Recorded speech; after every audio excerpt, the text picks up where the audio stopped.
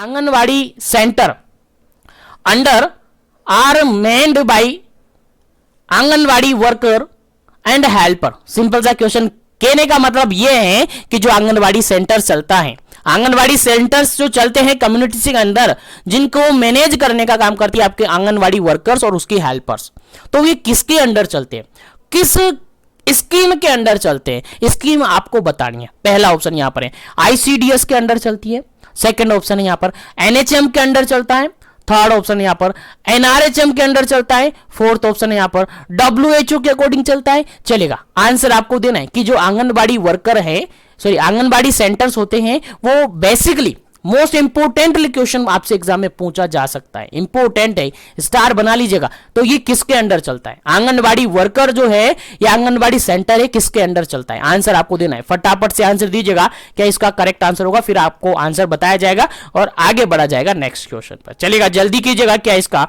Correct answer होगा।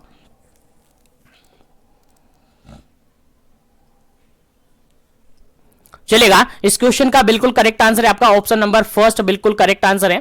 Option number first बिल्कुल correct answer है। किसके अंडर चलता है आपका आंगनबाड़ी जो सेंटर होता है, आंगनबाड़ी सेंटर जो होता है, जो कि आंगनबाड़ी वर्कर्स और उसकी हेल्पर चलाती है, उसको मैनेज करती है, वो किसके अंडर चलता है, आपकी आईसीडीएस जो स्कीम है, आईसीडीएस स्कीम है, यानी कि इंटीग्रेटेड चाइल्ड डेवलपमेंटल सर्विसेज जो स्कीम है, उसके अंडर चलता है। याद रखिएगा, इंपोर्टेंट क्वेश्चन है, स्टार बना लीजिएगा। आपके एग्जाम में एज इट इज क्वेश्चन पूछा जा सकता है। बिल्कुल आपके ब्लॉक से मोल्डेड करके क्वेश्चन निकाल रहा हूं, बिल्कुल हर लाइन से क्वेश्चन बन सकता है और जहां से क्वेश्चन बन सकता है मैं आपको निकाल कर दे रहा हूं। बाकी कोई कहीं पर भी नहीं मिलेगा, आपको ढूंढ लीजिएगा, कहीं पर सर्च कर लीजिएगा, कहीं पर भी नहीं मिलेंगे। आपके ब्लॉक में ही मिलेंगे या फिर जीवन एजुकेशन पर मिलेंगे, बाकी कहीं पर भी नहीं मिलेंगे, कोई भी अवेलेबल नहीं करवाएगा। चलेगा, इसी के साथ आगे बढ़ते हैं नेक्स्ट क्वेश्चन पर। सेशन को लाइक शेयर करें। चलेगा, आगे बढ़ते हैं। नेक्स्ट क्वेश्चन आपके सामने काफी इंपोर्टेंट है, सिंपल सा क्वेश्चन लेकिन सबको आना चाहिए। देखिएगा, आशा जो है, आशा जानते हो ना, बिल्कुल वही आशा है ये। आशा जो है वो preferably in the age group, ASHA की जो एज ग्रुप होती है वो कितनी होनी चाहिए। जो आशा होती है जनरली कम्युनिटी के अंदर, उसकी जनरली जब आशा बनती है तो उसकी एज ग्रुप कितनी होनी चाहिए, आशा की एज ग्रुप कितनी होनी चाहिए। सीधा सा सिंपल सा क्वेश्चन पूछा है, आंसर आपको देना। पहला ऑप्शन यहां पर देखिए 35 टू 40 ईयर्स, 35 से लेकर 40 साल की होनी चाहिए। सेकंड ऑप्शन है 25 टू 35, 25 से लेकर 35 साल की होनी चाहिए। थर्ड ऑप्शन है यहां पर 25 टू 45, 25 से लेकर 45 साल की होनी चाहिए। और डी ऑप्शन है यहां पर 25 टू 55 ईयर, 25 से लेकर 55 साल की होनी चाहिए। चलेगा, आशा की बात की जा रही है, आशा का एज ग्रुप कितना होना चाहिए। मोस्ट कॉमनली क्वेश्चन आपसे एग्जाम में पुटअप किया जा सकता है, आपको याद होना चाहिए, क्योंकि ये सब आपके अंडर काम करेगी, ये सब सीएचओ के अंडर काम करेगी। तो आप उनके ऊपर अधिकारी हैं, आप उनके ऊपर अधिकारी है, तो उनके बारे में आपको याद होना चाहिए। इसलिए आपके एग्जाम में क्वेश्चन बन सकता है, इसलिए आपको याद होना चाहिए। तो 32 का जो आंसर होगा आपका, 32 का जो आंसर होगा आपका ऑप्शन नंबर सी बिल्कुल करेक्ट आंसर होगा। क्या होगा, ऑप्शन नंबर सी बिल्कुल करेक्ट आंसर होगा। 25 टू 45, 25 से लेकर 45 साल की होनी चाहिए एक आशा। इसी एज के अंदर आपकी आशा होती है। याद रखिएगा, इंपोर्टेंट क्वेश्चन है, आपके एग्जाम में पूछा जा सकता है। कितनी एज होनी चाहिए आशा की, 25 से लेकर 45 साल होनी चाहिए। चलेगा, आगे बढ़ते हैं नेक्स्ट क्वेश्चन पर, आगे बढ़ते हैं नेक्स्ट क्वेश्चन पर। नेक्स्ट क्वेश्चन आपके सामने काफी इंपोर्टेंट है, देखिएगा काफी इंपोर्टेंट है। क्वेश्चन पूछा जा रहा है 33 नंबर, कह रहा है what is the role of ASHA. ASHA जो है ये वही आशा है, वापस से बार बार आशा आ रही है यार, बार बार आशा आ रही है। तो आपके एग्जाम में 100% आशा से क्वेश्चन आएगा। 100% जो क्वेश्चन बता रहा हूं उनमें से एक क्वेश्चन एज अ टीज टपकेगा, एज अ टीज आएगा और गोला आपको भरना है। फटाफट से आंसर दे दीजिएगा, गोला भर दीजिएगा। चलेगा, पहला ऑप्शन यहां पर देखिएगा, आशा का क्या रोल है, to create awareness in area, area के अंदर अवेयरनेस क्रिएट करना। सेकंड ऑप्शन है counselling to pregnant women. Third option है एक्ट एज डिपोट होल्डर। और फोर्थ ऑप्शन है ऑल ऑफ दी अबव। चलेगा, आंसर आपको देना है, फटाफट से आंसर दे दीजिएगा क्या इसका करेक्ट आंसर होगा। चलेगा, जल्दी कीजिएगा ताकि आगे बढ़े। सेशन काफी बड़ा है, काफी सारे क्वेश्चंस हैं इसके अंदर, क्योंकि ब्लॉक का नाम ही है यार कम्युनिकेशन मैनेजमेंट सुपरविजन, तो काफी बड़ा है और क्वेश्चन भी काफी सारे हैं। चलेगा, इस क्वेश्चन का जो बिल्कुल राइट आंसर होगा आपका 33 का बिल्कुल राइट आंसर होगा, that is option number D होगा। ऑप्शन नंबर डी बिल्कुल करेक्ट आंसर होगा, क्योंकि आशा की अगर बात करें तो आशा आशा एरिया के अंदर अवेयरनेस फैलाती है, यानी कि अवेयरनेस भी करती है, यानी जानकारी जागरूकता फैलाती है। उसके अलावा काउंसलिंग देती है, किसको? प्रेग्नेंट लेडी को काउंसलिंग भी प्रोवाइड करती है। उसके अलावा डिपोट होल्डर भी है, वो होती है डिपोट होल्डर की तरह भी ये काम करती है। सर डिपोट होल्डर मतलब समझे नहीं तो समझिएगा यार, डिपोट मतलब डिब्बा लेके चलती है क्या? बिल्कुल वही है। जो ORS होते हैं उनको डिस्ट्रीब्यूट करती है कम्युनिटी के अंदर। आयरन एंड फोलिक एसिड जो होती है उनकी टैबलेट डिस्ट्रीब्यूट करती हैं कहां पर?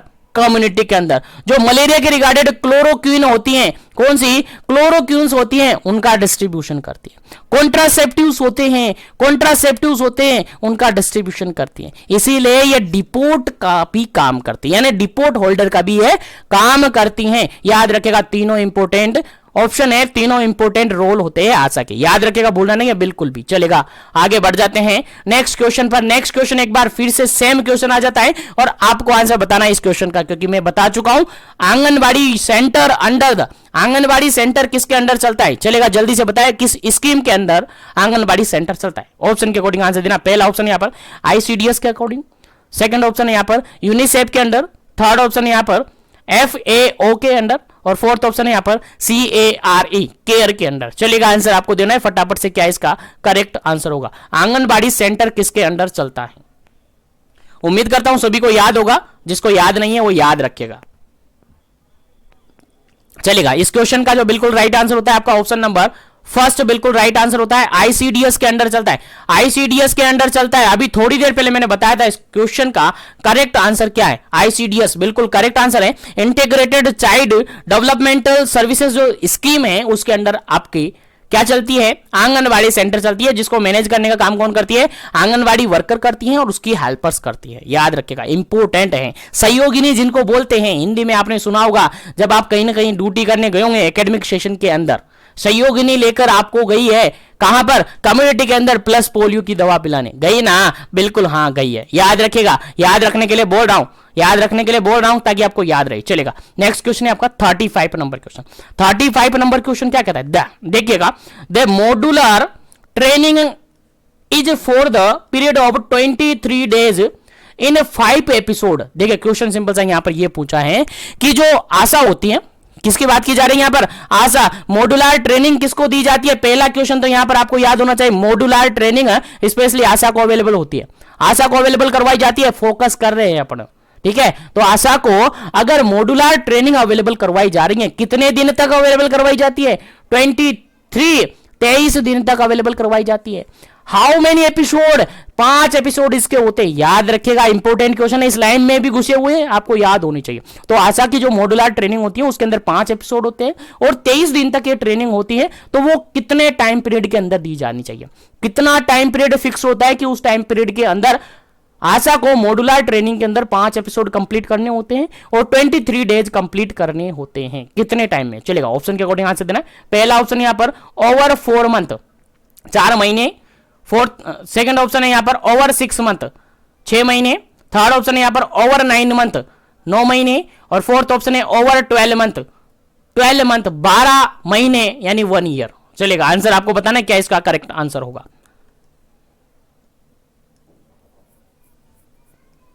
चलिएगा, इस क्वेश्चन का अगर बिल्कुल करेक्ट आंसर अपन देखें तो बिल्कुल करेक्ट आंसर होता है इसका ऑप्शन नंबर डी, बिल्कुल करेक्ट आंसर होता है। जो आशा को मॉड्यूलर ट्रेनिंग अवेलेबल करवाई जाती है वो 23 डेज यानी 23 दिन तक करवाई जाती है और 5 एपिसोड में करवाई जाती है। ये ऑल ओवर 1 ईयर के अंदर, कितने टाइम के अंदर? 1 ईयर, 1 साल के अंदर ये करवाई जानी चाहिए। और ऑप्शन में क्या है? 12 मंथ। 12 मंथ क्या होता है? 1 ईयर ही होता है। बिल्कुल करेक्ट आंसर हो जाता है आपका इस क्वेश्चन का। चलेगा, आगे बढ़ जाते हैं नेक्स्ट क्वेश्चन पर, आगे बढ़ जाते हैं नेक्स्ट क्वेश्चन पर। नेक्स्ट क्वेश्चन आपका 36 नंबर क्वेश्चन है। 36 नंबर क्वेश्चन है, सिंपल सा क्वेश्चन ये कहता है एमपीडब्ल्यू, एमपीडब्ल्यू बोले तो क्या? एमपीडब्ल्यू बोले तो मल्टीपर्पज वर्कर्स, मल्टीपर्पज वर्कर्स हैं MPW. Are the health worker that are posted at, देखिएगा क्वेश्चन सिंपल सा ये पूछा है कि जो मल्टीपर्पज वर्कर्स होते हैं कहां पर पोस्टेड होते हैं? मल्टीपर्पज वर्कर कहां पर पोस्टेड होते हैं? मेल और फीमेल दो होते हैं यहां पर, तो ये कहां पर पोस्टेड होते हैं? कहां पर काम करते हैं? कहां पर जॉब करते हैं?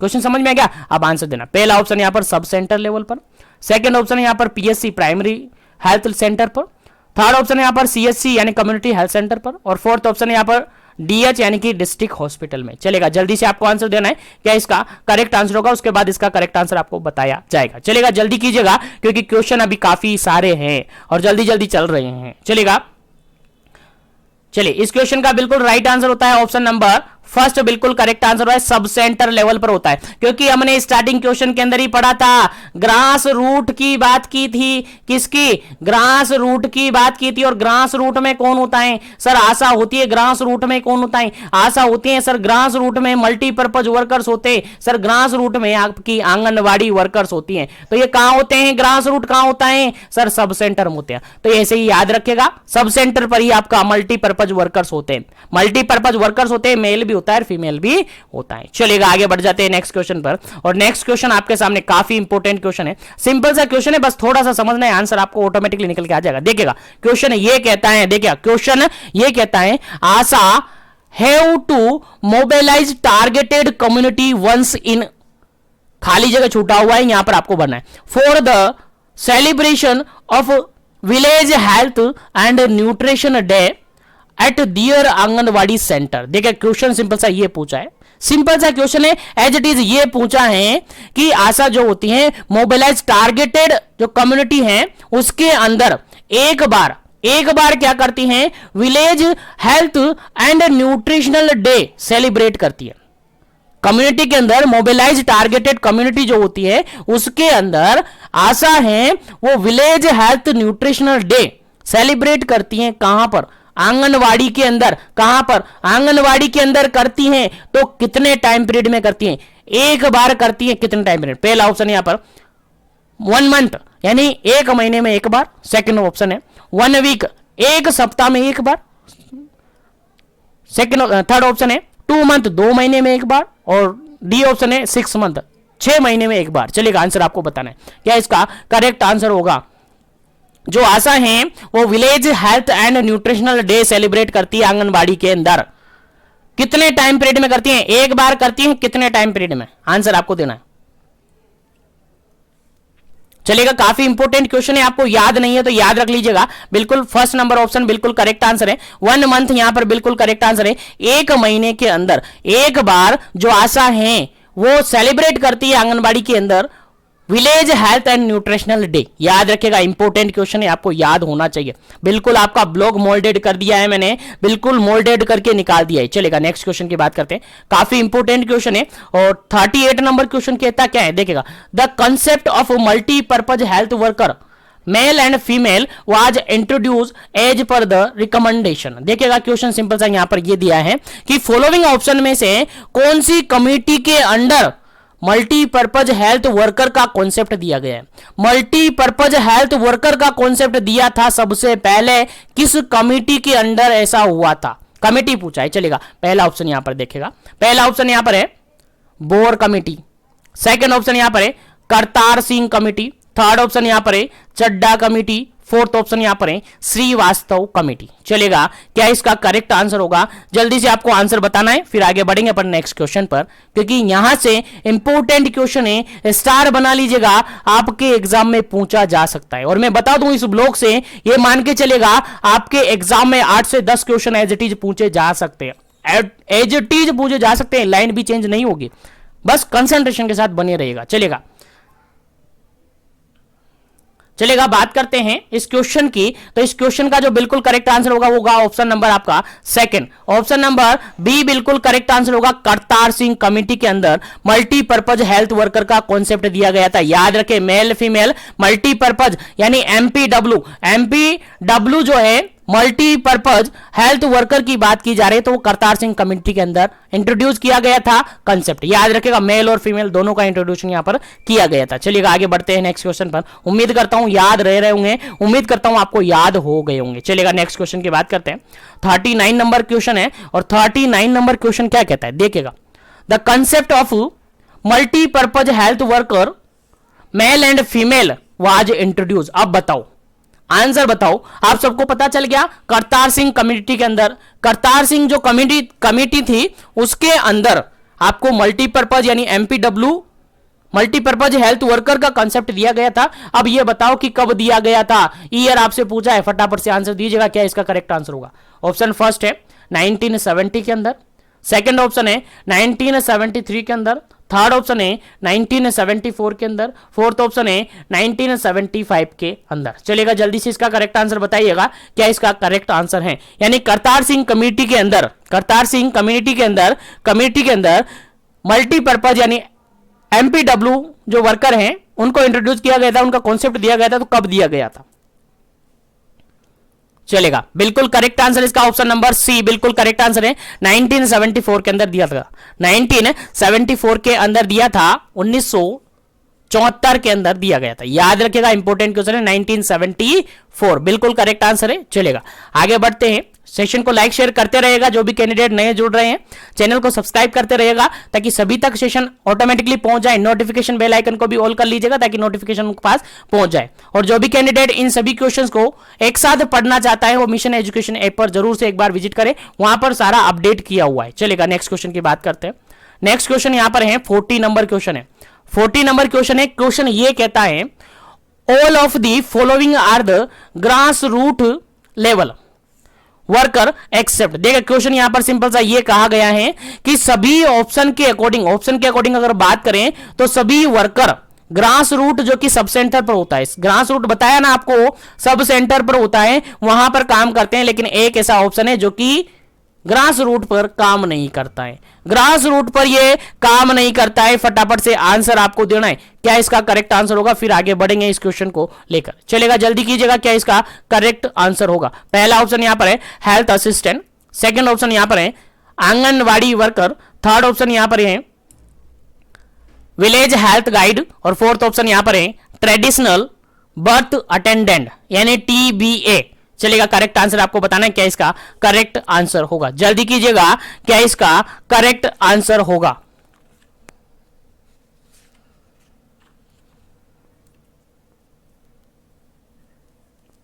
चलेगा, इस क्वेश्चन का अगर बिल्कुल करेक्ट आंसर की अगर हम बात करें तो यहां पर अगर बात करें तो आंगनवाड़ी तो होती है, आप सबको पता है आंगनवाड़ी वर्कर्स तो होती है, आशा वगैरह होती है, उसके अलावा अदर हेल्थ वर्कर्स होते हैं लाइक विलेज हेल्थ गाइड यहां पर होता है, उसके अलावा ट्रेडिशनल जो बर्थ अटेंडेंट है वो भी यहां पर होती हैं, लेकिन जो हेल्थ असिस्टेंट है वो यहां पर अवेलेबल नहीं होती है। हेल्थ असिस्टेंट है वो यहां पर अवेलेबल नहीं होती है, इसलिए इस क्वेश्चन का राइट आंसर क्या होता है आपका ऑप्शन नंबर ए बिल्कुल करेक्ट आंसर हो जाता है। चलेगा, उम्मीद है समझ में आ गया होगा। तो इसी के साथ आगे बढ़ते हैं नेक्स्ट क्वेश्चन पर। नेक्स्ट क्वेश्चन आपका है 41 नंबर क्वेश्चन, और 41 नंबर क्वेश्चन क्या कहता है देखिएगा, समझने की कोशिश कीजिएगा, पूरी बात बिल्कुल 100% दे रहा हूं मैं आपको कितना लेना है वो आपके ऊपर है। चलेगा, MPW male work should mainly focused on. देखिएगा, एमपीडब्ल्यू की बात की जा रही है कि मल्टीपर्पज वर्कर जो है उसके अंदर भी स्पेशली किसकी बात की जा रही है, मेल की।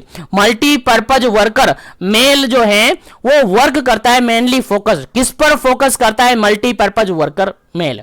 आंसर देना है ऑप्शन के अकॉर्डिंग। पहला ऑप्शन है यहां पर prevention and control of communicable disease, communicable disease को प्रिवेंट करना और उसको कंट्रोल करना। सेकंड ऑप्शन है प्रिवेंटिव हेल्थ केयर प्रोवाइड करना। थर्ड ऑप्शन है स्कूल हेल्थ सर्विसेज प्रोवाइड करना। फोर्थ ऑप्शन है ऑल ऑफ दी अबव। चलेगा, जल्दी से आपको आंसर देना है, क्या इसका करेक्ट आंसर होगा। चलेगा, जल्दी से आपको आंसर देना है, क्या इसका करेक्ट आंसर होगा। जल्दी कीजिएगा, क्या इसका करेक्ट आंसर होगा। 41 नंबर क्वेश्चन का करेक्ट आंसर क्या होगा।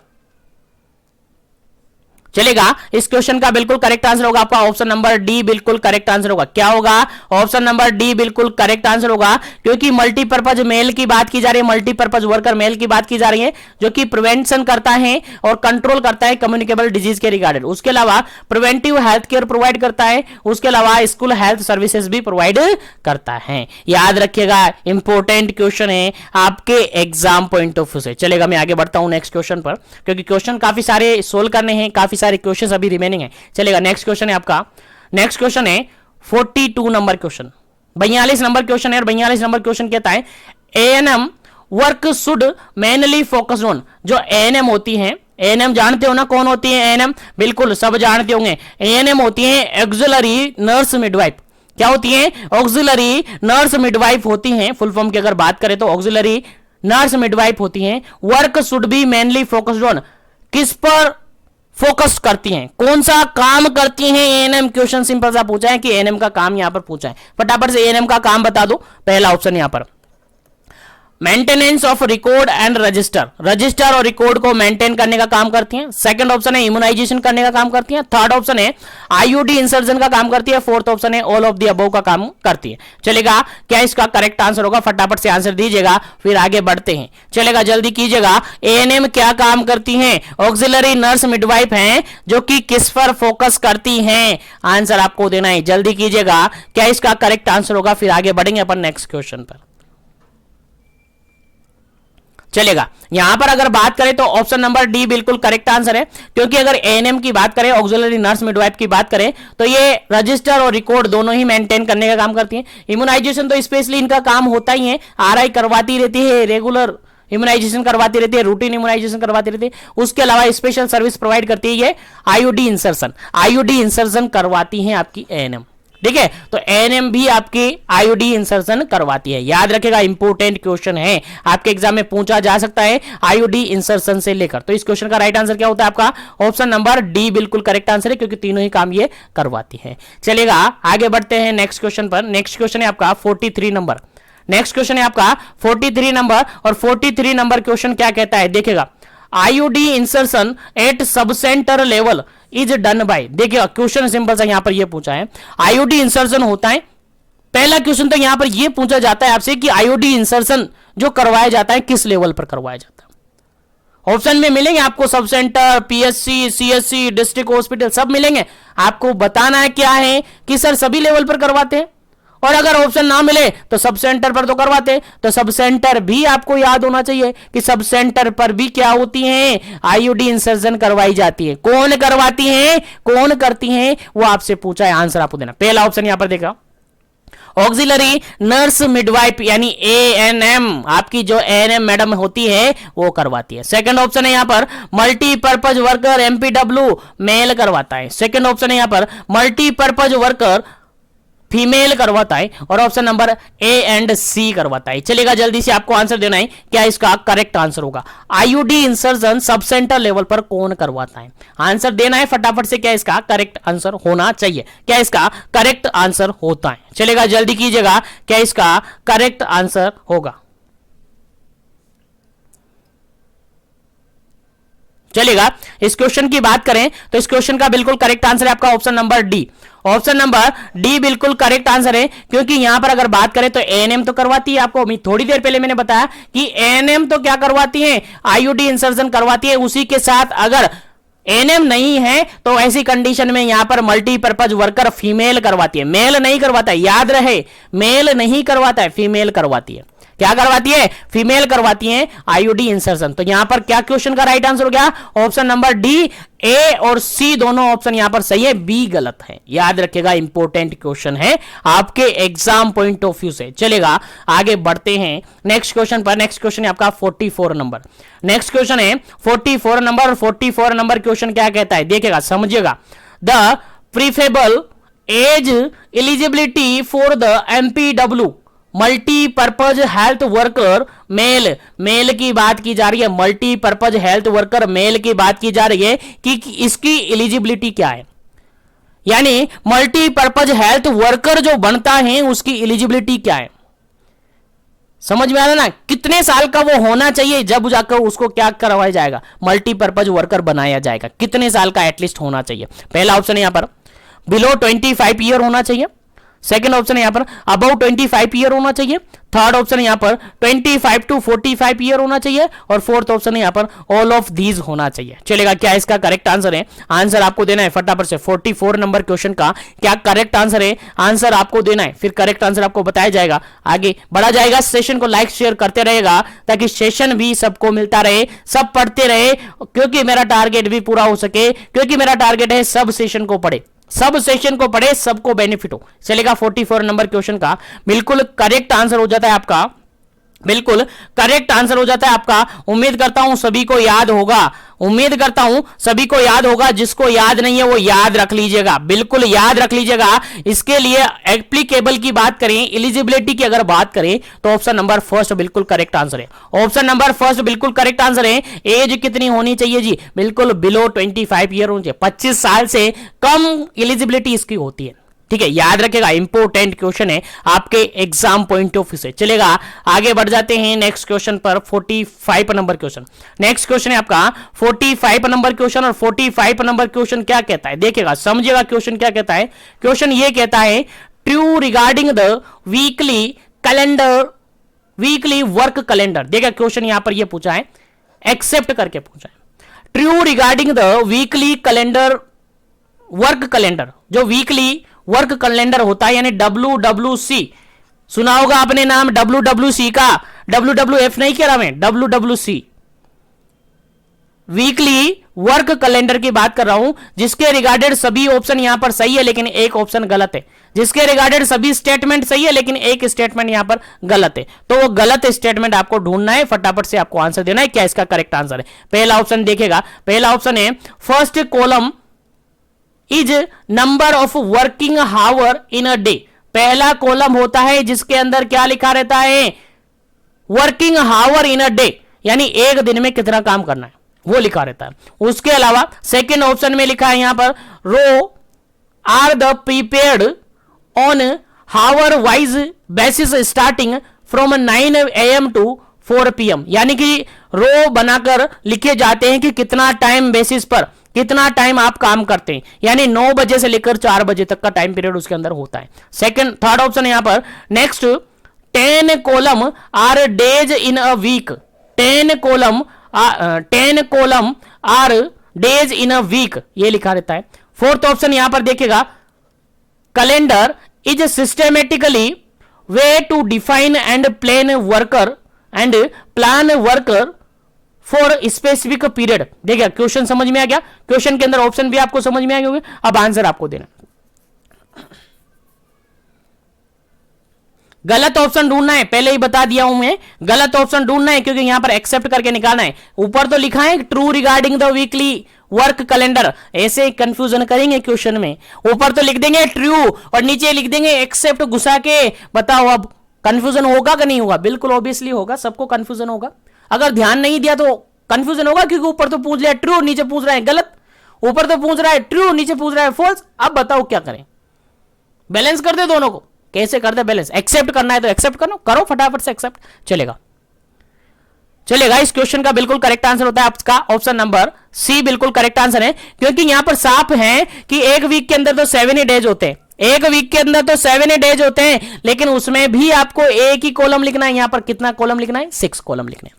कितने कॉलम लिखने हैं? 6 कॉलम होते हैं, यहां 10 कॉलम नहीं होते। पहला ऑप्शन देखिएगा, first column is number of working hour, बिल्कुल सही है। पहला कॉलम आप उठाकर देखिएगा एक बार, अपने आपके पास मॉड्यूल्स हैं उसको उठाकर देखिएगा, उसके 22 नंबर पेज पर है ये क्वेश्चन। और ये जो ब्लॉक है, एक टेबल इंडेक्स बनी होगी उसको देखिएगा एक बार से, वहां पर आपको इजिटीज मिलेगा कि उसके अंदर कितने कॉलम बने हुए हैं और क्या क्या उसके अंदर मेंशन है, आपको देखना पड़ेगा अगर याद रखना है तो सबसे पहला जो कॉलम होता है उसके अंदर लिखा रहता है, डे टाइमिंग, क्या डे टाइमिंग लिखा रहता है, और एक साइड पे लिखा रहता है संडे छोड़कर मंडे ट्यूसडे वेडनेसडे, और एक तरफ लिखा रहता है, इस तरफ देखिएगा मैं बता दूं, इस तरफ तो लिखा रहता है संडे मंडे वाला, मंडे ट्यूसडे वाला, और इस तरफ लिखा रहता है आपका टाइमिंग 9 PM से लेकर 4 PM तक ये होता है।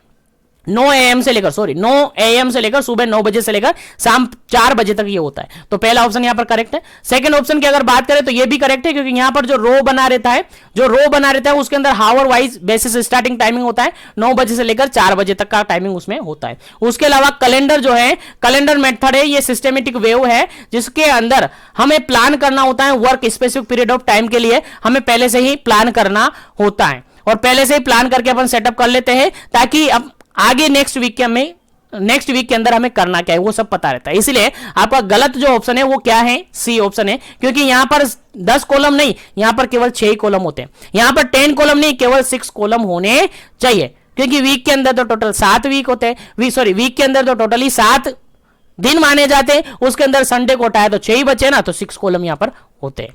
समझ में आ गया ना? बिल्कुल, संडे को छोड़ के बाकी को यहां पर कॉलम बनाते तो 6 कॉलम यहां पर होते। Option number C correct answer है। चलेगा, नेक्स्ट क्वेश्चन की बात करें। नेक्स्ट क्वेश्चन आपके लिए काफी इंपोर्टेंट है, स्टार बना लीजिएगा, काफी इंपोर्टेंट है। चलेगा, following are the member of VHSNC। VHSNC। चलेगा, पहले तो इसकी फुल फॉर्म आप मुझे बताइएगा कि क्या है इसकी फुल फॉर्म है। मुझे लगता है सब भूल गए, सभी भूल गए होंगे। VHSN क्या है, भूलना नहीं है, याद रखना है।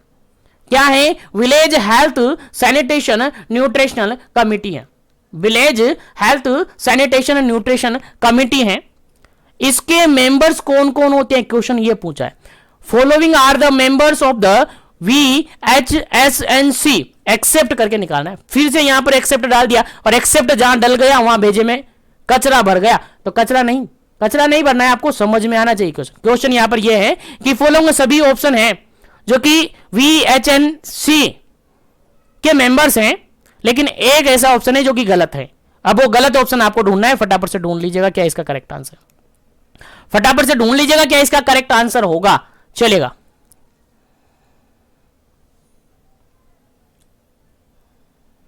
चलेगा, यहां पर बिल्कुल करेक्ट आंसर आपका क्या होगा। पहला ऑप्शन है यहां पर इलेक्टेड ग्राम पंचायत मेंबर, सेकंड ऑप्शन है यहां पर आशा, और थर्ड ऑप्शन है यहां पर staff government health related services, और फोर्थ ऑप्शन है यहां पर नन ऑफ दी अबव।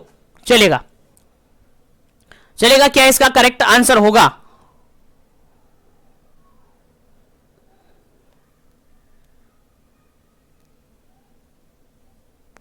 चलेगा, यहां पर ये क्वेश्चन थोड़ा सा मिसप्रिंट है, इसको अपन बाद में सोल्व करें। इसके अंदर क्या है एक्चुअली में, या तो एक्सेप्ट हटा दूं मैं, या तो एक्सेप्ट यहां से हटा दूं, या फिर यहां पर ऑल ऑफ दीज अबव कर दूं। ठीक है, तो यहां पर ये क्वेश्चन थोड़ा मिसप्रिंटिंग है, इस क्वेश्चन को अपन बाद में देखते हैं। मेंशन कर लीजिएगा, 46 नंबर क्वेश्चन है, उसको अपन बाद में नेक्स्ट क्लास के अंदर डिस्कस करेंगे इस क्वेश्चन को। ठीक है, इस क्वेश्चन को थोड़ा सही करके फिर किया जाएगा। ठीक है, चलिए आगे बढ़ते हैं नेक्स्ट क्वेश्चन पर। इस क्वेश्चन में थोड़ा मिस्टेक प्रिंटिंग है, चलिए आगे बढ़ते हैं नेक्स्ट क्वेश्चन पर। नेक्स्ट क्वेश्चन आपके सामने एक बार फिर से, नेक्स्ट क्वेश्चन है 47 नंबर क्वेश्चन कहता क्या है, देखिएगा।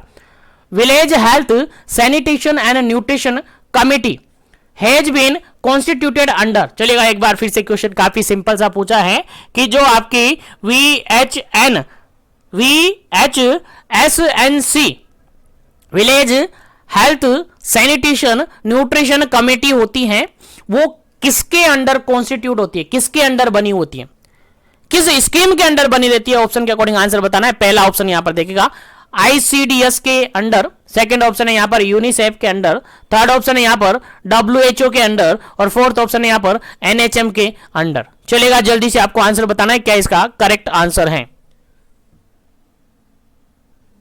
किसके अंडर ये कॉन्स्टिट्यूट होती हैं। चलेगा, जल्दी से आपको आंसर बताना है क्या इसका करेक्ट आंसर होगा। जो village health and sanitation committee, village health sanitation and nutrition committee है, वो किसके अंडर कॉन्स्टिट्यूटेड रहती है। चलेगा, जल्दी से आपको आंसर बताना है क्या इसका करेक्ट आंसर होगा, उसके बाद इसका करेक्ट आंसर आपको बताया जाएगा। जल्दी कीजिएगा, क्या इसका करेक्ट आंसर होगा। चलेगा, इस क्वेश्चन का अगर बिल्कुल करेक्ट आंसर अपन देखें तो बिल्कुल ऑप्शन नंबर डी बिल्कुल करेक्ट आंसर है। NHM के अंडर ये चलती है, किसके अंडर चलती है, नेशनल हेल्थ मिशन के अंडर ये चलती है, किसके अंडर, नेशनल हेल्थ मिशन के अंडर ये चलती है। बिल्कुल करेक्ट आंसर है, इंपॉर्टेंट क्वेश्चन है आपके एग्जाम पॉइंट ऑफ व्यू से, NHM के अंडर ये चलती है। ठीक है, याद रखिएगा, इंपॉर्टेंट क्वेश्चन है। चलिएगा, आगे बढ़ते हैं नेक्स्ट क्वेश्चन पर। नेक्स्ट क्वेश्चन है आपका 48 नंबर क्वेश्चन। नेक्स्ट क्वेश्चन है 48 नंबर क्वेश्चन, और 48 नंबर क्वेश्चन सिंपल सा ये पूछा है, खाली जगह यहां पर छोड़ी हुई, इस खाली जगह को आपको भरना है, खाली जगह को आपको भरना है, और पूछा है are the people who do the right thing, people who do right thing, वो कौन होता है जो, वो कौन होता है जो राइट थिंग करता है, do right thing, right thing की बात की जा रही है यहां पर, do right thing, right thing, इतना सा याद रखें, राइट थिंग की बात की जा रही है। बताइए क्या इसका करेक्ट आंसर हो, क्या इसका करेक्ट आंसर होगा। ऑप्शन के अकॉर्डिंग आपको आंसर देना है, फिर इसका करेक्ट आंसर आपको बताया जाएगा। ठीक है, जल्दी कीजिएगा, क्या इसका करेक्ट आंसर होगा। बिल्कुल, वो पीपुल जो कि who do the right thing, right thing. चलेगा, जल्दी से क्या आंसर देना। पहला ऑप्शन नंबर है मॉनिटर होता है, सेकंड नंबर ऑप्शन है कंट्रोलर होता है, थर्ड नंबर ऑप्शन है मैनेजर होता है, उसके बाद फोर्थ नंबर ऑप्शन है आपका लीडर होता है। चलेगा, क्या इसका करेक्ट आंसर होगा? जल्दी से आपको आंसर देना है, उसके बाद इसका करेक्ट आंसर आपको बताया जाएगा। जल्दी कीजिएगा, क्या इसका करेक्ट आंसर होगा?